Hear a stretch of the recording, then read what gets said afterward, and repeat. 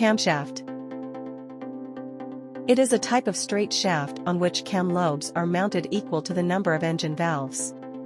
When these cam lobes move upwards, the inlet or exhaust valve opens due to their pressure. Since the camshaft operates a large number of engine components, it is necessary for it to be strong. Cam lobe and its importance. Cam lobes are mounted on the camshaft. These cam lobes are mounted in different directions according to the engine firing order.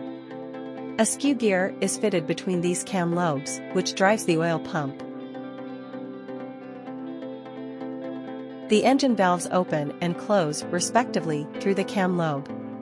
When the cam lobe moves up, the inlet or exhaust valve opens due to its pressure, and when the cam lobe moves down, the inlet valve or exhaust valve closes due to its pressure.